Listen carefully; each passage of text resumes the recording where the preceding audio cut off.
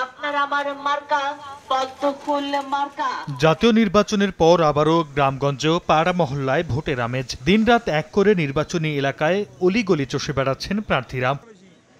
তীব্র গরমের কারণে ভোরে রোদের আঁচ কম থাকতেই ভোটারদের বাড়ি বাড়ি যাচ্ছেন অনেক প্রার্থী। কর্মী সমর্থকদের সঙ্গে নিয়ে করছেন গণসংযোগও। এবার রঙিন পোস্টারের অনুমতি দিয়েছে নির্বাচন কমিশন। এতে রাজপথে দেখা যাচ্ছে রং বেরঙের নানা পোস্টার।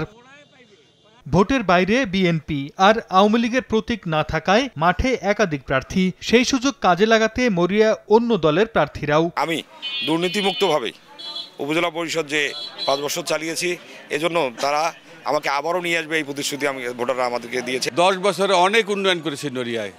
রাস্তাঘাট, ব্রিজ, কালভার্ট, স্কুল, কলেজ, মসজিদ, মাদ্রাসা থেকে শুরু করে সকল ধরনের উন্নয়নের কাজ আমি করেছি।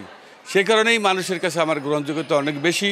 তবে সব হিসেব নিকেশ কষে যোগ্য প্রার্থীকেই বেছে নিতে চান ভোটাররা। বিকাশে কম খরচে ক্যাশ আউটের লিমিট বেড়ে 50,000, প্রিয় এজেন্টও 2টা।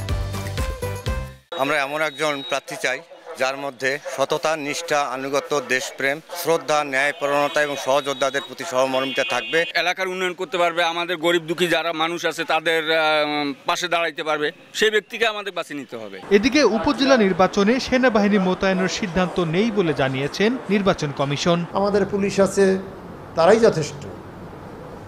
এবং এছাড়া তো সার্বিকভাবে আমাদের র্যাব, বিজিবি, পুলিশের আর্ম ফোর্স আছে, আমাদের আনসার বাহিনী আছে।